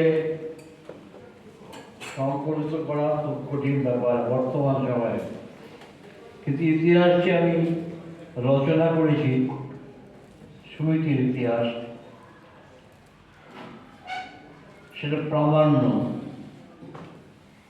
প্রতিটি শব্দ তার প্রামাণ্য।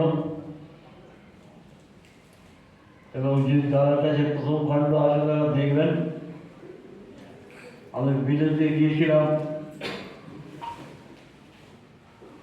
কতগুলি বিষয়ে পড়াশোনা করতে। তার মধ্যে অন্যতম ছিল রাজ্য সরকারি কর্মচারীদের সংগঠন আন্দোলনের ইতিহাস, তার তথ্যাবলী সংগ্রহ করা। সেখানে আগে যেটা ব্রিটিশ সরকারের বৃহত্তম ডিপার্টমেন্ট ছিল ভারতবর্ষ, ইন্ডিয়া হাউস ছিল যার কেন্দ্র, সেখানটায় বসে ভারতকে পরিচালনা করতে ব্রিটিশ সাম্রাজ্যবাদ। সেই ইন্ডিয়া হাউস এখন আর নেই, উঠে গেছে। ইন্ডিয়া হাউসের সেগুলো তথ্যাবলী সংগৃহীত হয়েছিল, সেগুলো সেখান থেকে তুলে এনে সংগ্রহ করে রাখা হয়েছিল ইম্পিরিয়াল লাইব্রেরিতে তখনকার। এখন আর সেই ইম্পিরিয়াল লাইব্রেরিও নেই, সেটা ব্রিটিশ লাইব্রেরিতে পরিণত হয়েছে লন্ডনে। সেখানে কাজ করতে গিয়ে আমি সরকারি কর্মচারীদের বিষয়ে পশ্চিমবাংলার অবিভক্ত বাংলা ভারতবর্ষের কর্মচারীদের আমরা তথ্য সংগ্রহ করি, সেগুলোর মধ্যে আসে, উল্লেখিত আছে। তারপরে ক্রমাগত বিকাশ হয়েছে। ক্যাডার ভিত্তিক সমিতি তৈরির যে অধিকার ব্রিটিশ সরকার 1923 সালে অর্পণ করেছিল, সব সমিতি ছিল ক্যাডার ভিত্তিক। সেক্রেটারিয়েট, ডাইরেক্টরেট, রিজিওনাল লেভেলের বিভিন্ন কর্মচারী সংগঠন, সাবঅর্ডিনেট ইঞ্জিনিয়ারিং সার্ভিস অ্যাসোসিয়েশন ইত্যাদি সব ছিল ক্যাডার ভিত্তিক। এটা ছিল বাধ্যতামূলক, ক্যাডারের বাইরে যাওয়া যাবে না। পরবর্তীকালে সেটা ভেঙে চলে গেছে, ক্যাডারের বাইরে অন্য ক্যাডারও সংযুক্ত হয়ে সেগুলো সমিতিগুলো বিভিন্ন আকার গ্রহণ করেছে। কোনোটা ডিপার্টমেন্টাল সমিতি হয়ে আছে, কোনোটি টেকনিক্যাল কর্মচারীদের সামগ্রিক কর্মচারীদের নিয়ে সংগঠন তৈরি হয়েছে।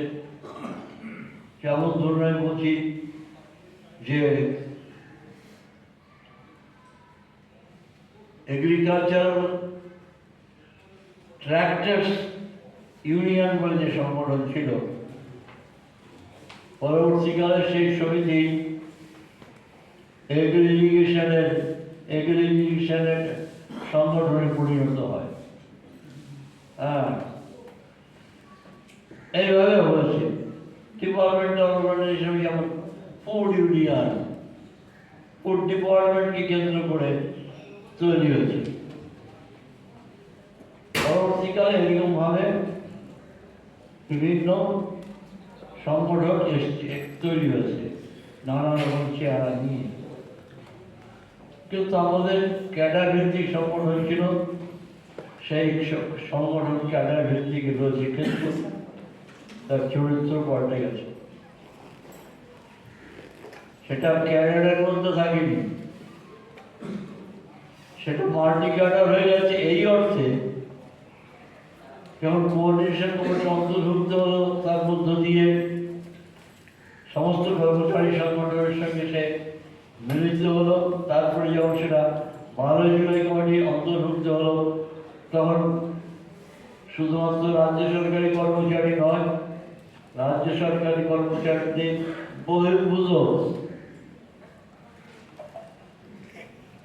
আরো বিভিন্ন অংশের কর্মচারীদের দিয়ে 12 জুলাই কমিটিতে ব্যাংক, LIC প্রমুখ সংগঠন তখন ছিল, তাদের নিয়ে টিচার্স ABTA ছিল।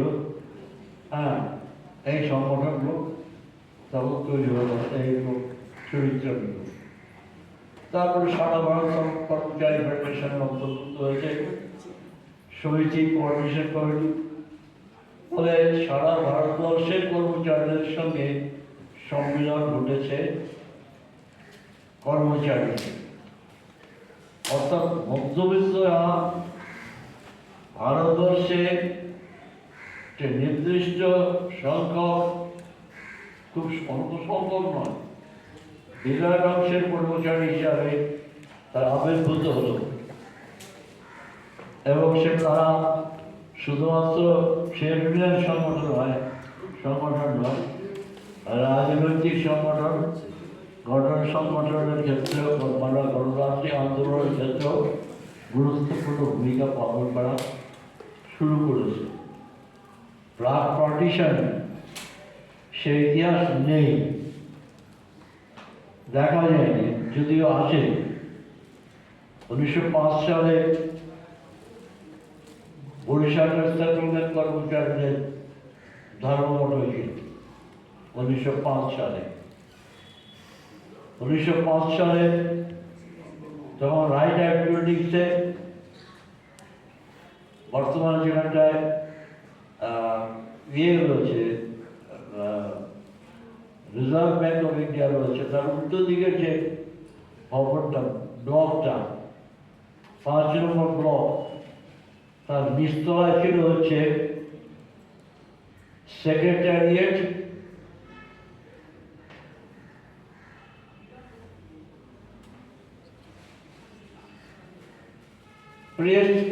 প্রেস অর্গানাইজেশন, যেটা পরবর্তীকালে এখান থেকে চলে যায় ভবানীপুরে, এবং সেখানটায় প্রেসের আলাদা অর্গানাইজেশন তৈরি হয়। এখানটা কাজ করেছেন কাকাবাবু, চাকরি করতেন মুজাফর আহমেদ, এখানে চাকরি করতেন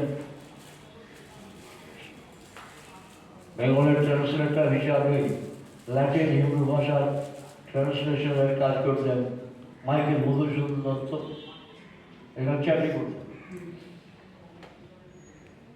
এরকমভাবে সংগঠন তার চেহারা, তার বিপুল রূপান্তর ক্রমশ ঘটে আছে।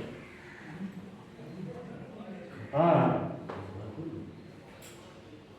এখন এসব জিনিস তো ইতিহাসে লেখা হয় না। কাকাবাবুর জীবন, আমাদের জীবন লেখা হচ্ছে, তিনি চাকরি করতেন, এখানে একটা উল্লেখ আছে। কিন্তু সেখানে কি ভূমিকা ছিল সেটা তো আর আমার জীবনে কমিউনিস্ট পার্টির মধ্যে নেই, কিন্তু প্রামাণ্য দলিল তথ্যাদি সমস্ত রয়েছে। আমাদের এখানে তো সরকার কর্মচারীরা বিশেষত পুলিশ ডিপার্টমেন্টের কর্মচারীরা 1915 সালে কলকাতা পুলিশের ধর্মঘট তার ঐতিহাসিক দলিল সম্মিলিত আছে। তখন পুলিশ কর্মচারীদের সমিতি ছিল না, সমিতি গঠিত হয়নি, বহু লোক বরখাস্ত হয়েছিল। একটা ঘটনা খুঁজতে এখানটায় ঘটেছিল, যখন রেজিস্টার মহাপুলিশের কর্মচারী রাইটার্স বিল্ডিংসের 5 নম্বর ব্লকের কর্মচারীরা ধর্মঘট করেন, তখন লালবাজার থেকে পুলিশ এনে তাদের একটা হামলা হয়েছিল, মারধর করা হয়, গ্রেফতার হয়, বরখাস্ত হয় অনেকে। ধর্মঘট চলে অনেক দিন ধরে, তারপরে পুজোর ছুটি এসে পড়ার পরে সে ধর্মঘট কন্টিনিউ করেন। এরকম ট্র্যাডিশন তৈরি হয়েছে। তারপরে স্বাধীনতার পর কংগ্রেসী আমলে সেরকম ইতিহাস আপনারা জানেন, কংগ্রেসের ছাত্র পরিষদ কর্মচারীদের উপর তাদের হামলা, কংগ্রেসের দিকে হামলা, আক্রমণ চলেছে। এবং ভারতবর্ষের 1929 সালে 29 সালে যে পুলিশ ইন্ডিয়া অ্যাক্ট তৈরি হয় আইন, তার মধ্যে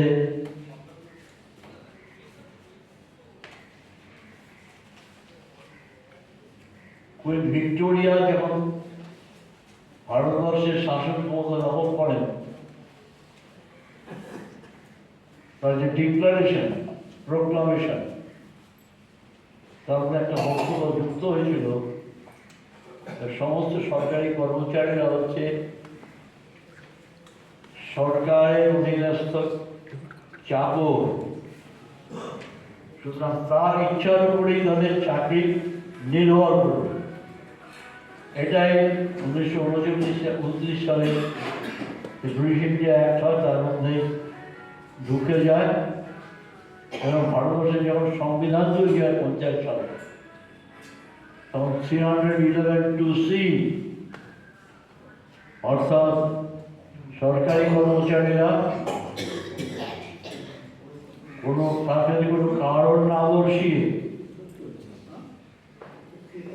তাদেরকে বরখাস্ত করা যাবে। বহু লোক এতে বিভিন্ন সময় বরখাস্ত হয়েছে। আপনারা জানেন 1971 সালে 13 জন বরখাস্ত হয়েছিল, তাহলে আমি একজন বরখাস্ত ছিলাম। সরকার আসার পর আমাদের চাকরি ফিরিয়ে দেওয়া হয় এবং ফিরিয়ে দিয়ে আমাদের সমস্ত সুযোগ সুবিধা ফেরত দেওয়া হয়। বিরাট আন্দোলন থেকে বিশাল আন্দোলন হচ্ছে। এরকম বিভিন্ন প্রক্রিয়ার মধ্য দিয়েই কর্মচারী সংগঠন আন্দোলন হয়েছে। এটা কেন্দ্রীয় সরকারি কর্মচারীদের সত্য, কেন্দ্রীয় সরকারি কর্মচারীদের যেমন আপনার গার্মেন্টসের কর্মচারী, তাদের ক্ষেত্রে সত্য। সেখানে পুলিশ ভাড়া গিয়েছিল লোক, ডিএনটির আন্দোলন তো বিরাট আন্দোলন, পোস্টাল টেলিগ্রাফের আন্দোলন সবসময়।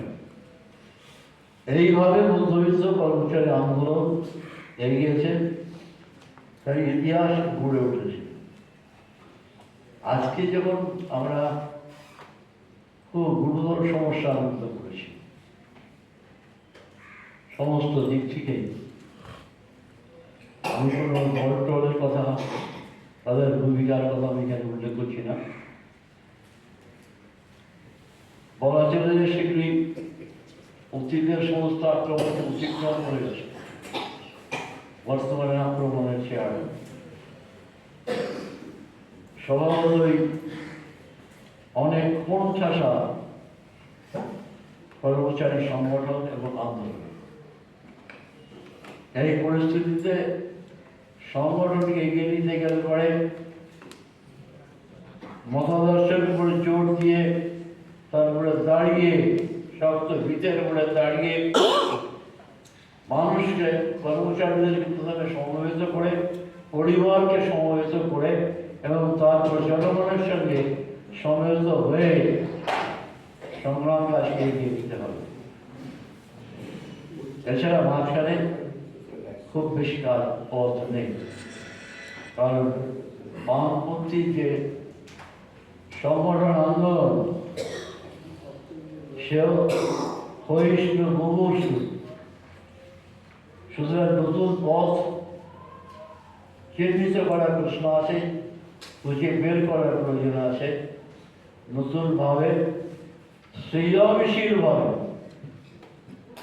আজকে নতুন পথে অগ্রসর হতে হবে। শ্রেণীকে বাদ দিয়ে নয়, শ্রেণী সংগ্রামকে বাদ দিয়ে নয়, কিন্তু শ্রেণী ও শ্রেণী সংগ্রামে রক্ত বড় বড় করে বলে তা করা যাবে না। দেখুন, এই যে সম্প্রতিকালে একজন ডাক্তারের মৃত্যুকে খুবকে কেন্দ্র করে সে আন্দোলনটা নতুন চেহারা দিয়েছে। কি বিশাল তার ব্যাপ্তি হয়েছে, রাজনৈতিক শক্তি বোঝানো ছিল না। জনগণ নিজেরা স্বতঃস্ফূর্তভাবে সমবেত হয়ে সংগ্রাম করেছে এবং এইভাবে একটা নতুন পথ এর মধ্য দিয়ে সামনে এসছে দেখা যাচ্ছে। ল্যাটিন আমেরিকার দেশগুলিতে আমেরিকান সাম্রাজ্যবাদের বিরুদ্ধে সংগ্রাম করার নামে প্রয়োজনে তারা নতুন পথ খোঁজার চেষ্টা করেছে, করে চলেছে, কিন্তু সেটা একটা সংক্ষিপ্ত পরিসরের মধ্যে সীমাবদ্ধ। সেটাও এখন পর্যন্ত এগিয়ে যাওয়া যায়নি এবং সে আন্দোলনও আস্তে আস্তে ভেঙে যাচ্ছে খানিকটা বলা চলে। কিউবাকেও খানিকটা ভেঙে দিতে পেরেছে আমেরিকা, তবু কিউবা দাঁড়িয়ে আছে, হোমারের জোর করে দাঁড়িয়ে আছে এবং কিউবা লড়াই করছে। অথচ উদ্দেশ্য একটা দ্বীপ আমেরিকান সাম্রাজ্যবাদের বিরুদ্ধে লড়াই করে এগিয়ে চলছে। এখন এই থেকে বিশাল শিক্ষা আমাদের সামনে আছে। আমি কথা বাড়াতে চাই না, সময় অনেকটা হয়ে গেছে। আমি বক্তব্য শেষ করতে চাই এই কথা বলে যে ইতিহাস চর্চা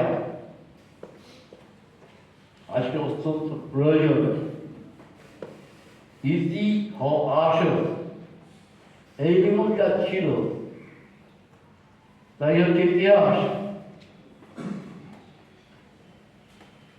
এখন এইভাবেই মানব সভ্যতা গড়ে উঠেছে। মানব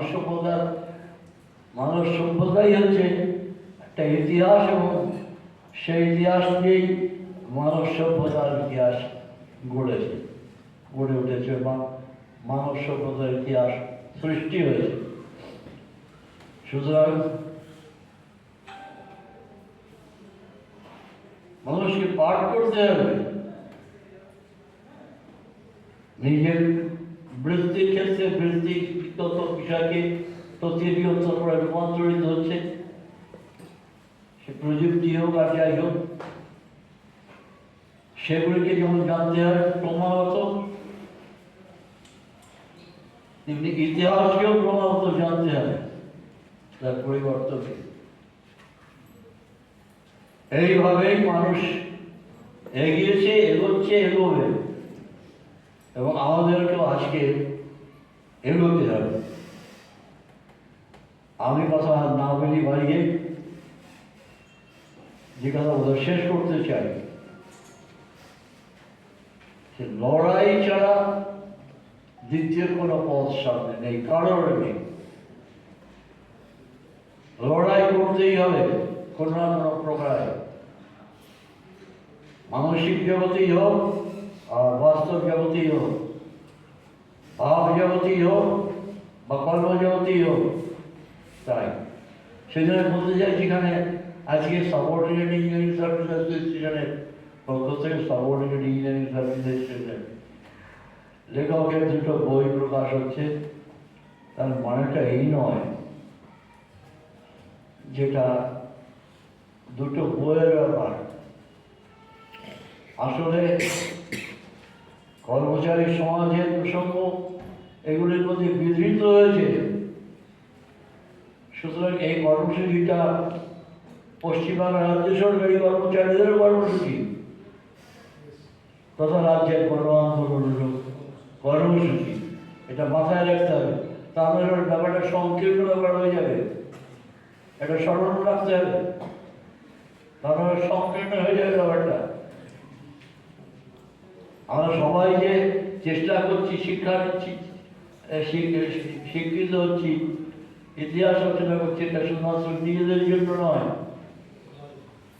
সমগ্র কর্মচারী সমাজ, সমগ্র মানব সমাজের জন্যই। আর মনে হয় এই কথাগুলো আর বেশি না বাড়িয়ে কথা শেষ করছি। আশা করছি এই কর্মসূচি অনেকাংশে সফল হয়েছে এবং ভবিষ্যতেও দুর্ভাগ্যবশত আমাদের সহিত কোঅর্ডিনেশন কমিটির এখনো ইতিহাসের পূর্ণাঙ্গ ইতিহাস রচিত হয়নি, এটা দুর্ভাগ্য। এর প্রচুর মশলা রয়েছে, সেটার মধ্যে রয়েছে সমস্ত কর্মচারী সমাজের অন্তর্বস্তু। সুতরাং সেটিকে রচনা করার দায়িত্ব রাজ্য কোঅর্ডিনেশন কমিটিকে গ্রহণ করতে হবে কলেকটিভলি, এবং সবসময় যেগুলো যদি নিজেদের ইতিহাস রচনা করার কাজে এগিয়ে যায় তাহলে সেগুলি সম্মিলিতভাবেই রাজ্য কোঅর্ডিনেশন কমিটির ইতিহাসের মূল রসদের কাজ করবে।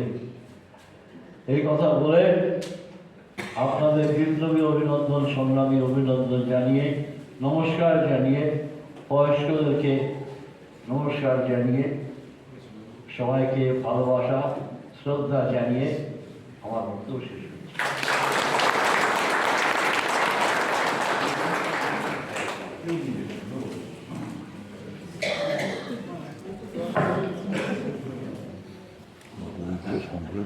এবার প্রকাশকের পক্ষে একটি ঘোষণা করবেন কমরেড শরদিন্দু শেখর মিত্র।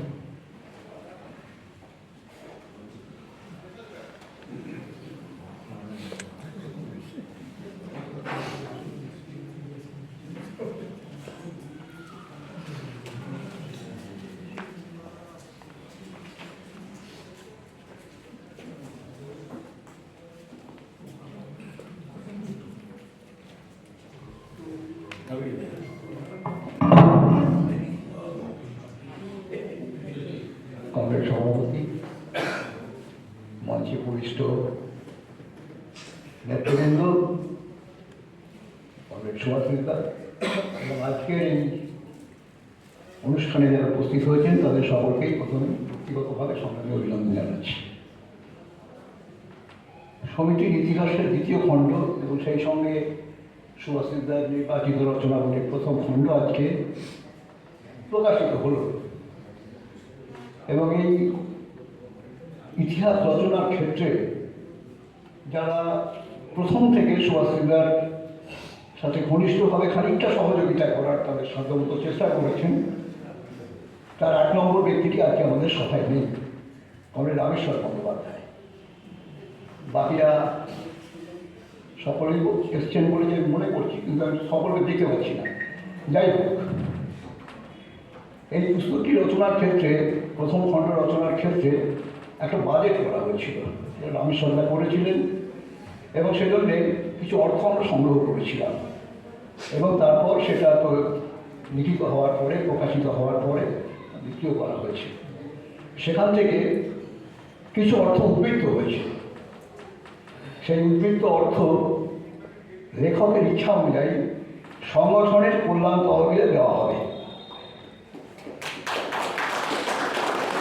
এছাড়া যে দ্বিতীয় খণ্ড, সেই দ্বিতীয় খণ্ড বিক্রয়লব্ধ সমগ্র অর্থ সমিতির কল্যাণ তহবিলে দেওয়া হবে, এটাও অনেক ছোট। আমি এখন প্রথম খণ্ডের যে উদ্বৃত্ত অর্থের কথা বলেছি তার পরিমাণটা হচ্ছে 28,500 টাকা। 28,500 টাকা। আমি এই চেকটা কমরেড সুভাষিদার হাতে দিয়ে দিচ্ছি, তিনি আমাদের সাধারণ সম্পাদকের হাতে এই চেকটা দেবেন।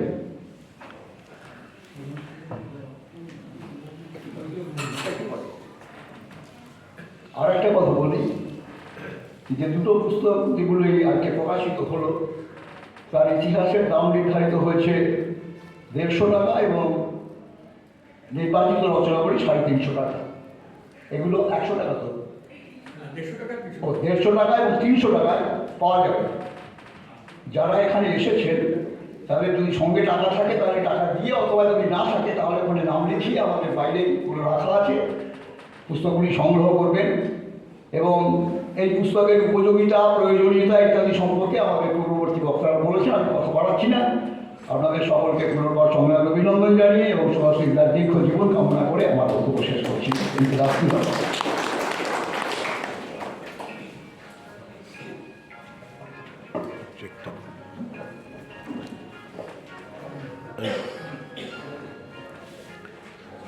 আমরা অনুষ্ঠানের একবার শেষ লগ্নে চলে এসেছি। আজকে যে দুটি পুস্তক আমরা এখানে প্রকাশ করলাম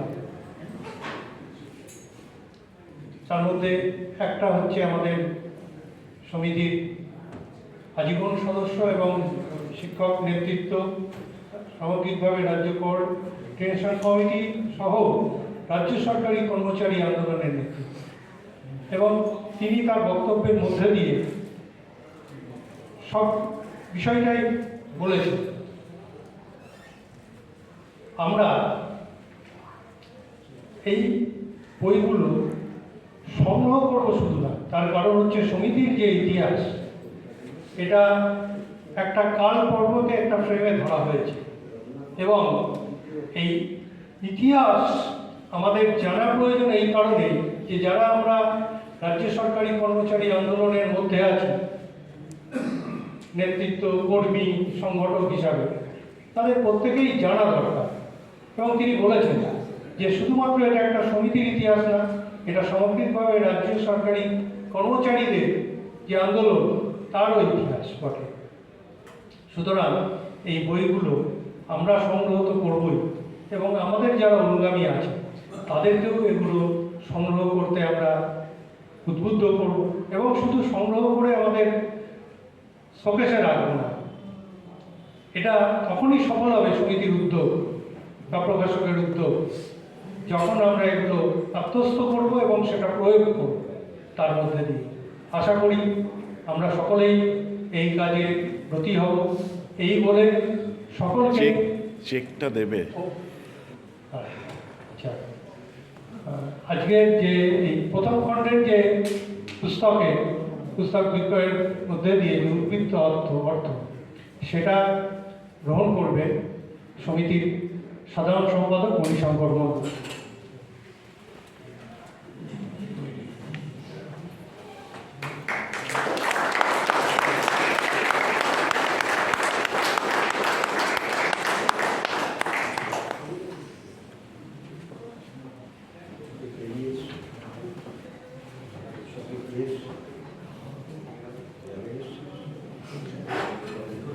আজকের এই অনুষ্ঠান এখানেই সমাপ্ত।